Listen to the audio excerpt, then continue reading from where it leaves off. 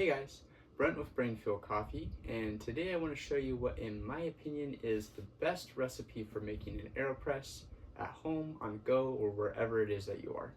AeroPress is a really good way of making a delicious cup of coffee. For one, it is easy, it is very easy to transport, doesn't take up a lot of space, so it makes it a great option for traveling and still making a good cup of coffee. The other thing is that it doesn't take a lot of expensive brewing equipment.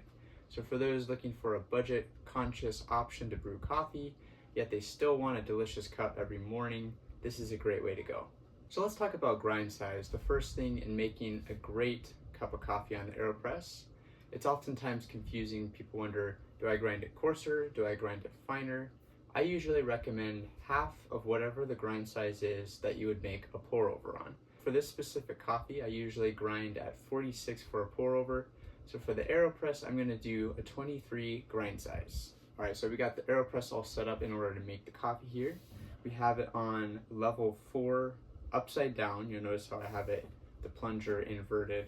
We also got the paper filter, one paper filter already secured in place right there.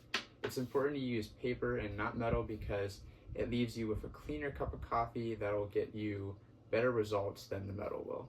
So next thing we're gonna do, we're gonna turn our water on to 205. 205 is a good temperature for brewing coffee. It brings out a lot of the sweetness without scorching it in the initial pour. So we talked about the grind size. We have our coffee ground up and put into there.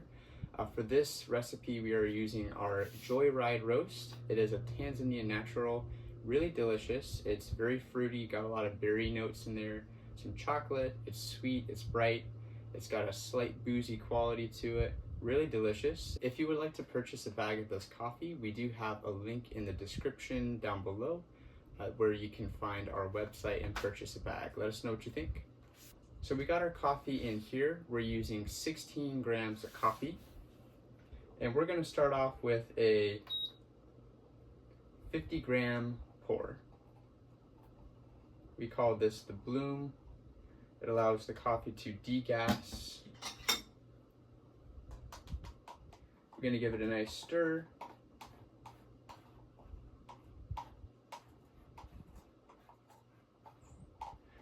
Now, if you don't have a scale, this is gonna be just above the 3rd level mark. Now at 30 seconds, I'm gonna rinse off the spoon.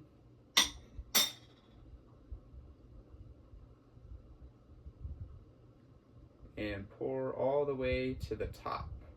Now it depends on the coffee that you're using, but usually that gets you to 250 grams of water. Attach the lid back on, and we're gonna give this a full 2 minutes to brew, and then at that 2-minute mark, we're gonna plunge it into our cup. We're at that 2-minute mark. We're gonna flip it over, ignore the spillage that just happened. Then for 1 minute, we're gonna plunge it. Make sure you take the entire amount of time, and we should be finishing right at the 3-minute mark.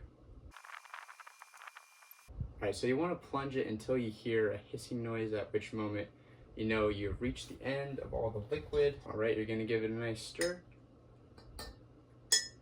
All right, so we got a cup of coffee from the recipe finally finished. As you can see, doesn't take a lot of time, doesn't take a lot of equipment, really easy, makes a delicious cup of coffee. So let us know what you think in the comments. Try this out at home. Make sure you like this video. Subscribe to our YouTube channel in order to stay up to date on the newest videos that we'll be posting. And of course, if you would like to purchase a bag of this type of coffee, we have a link in the description down below. So go ahead and try it out. Let us know what you think.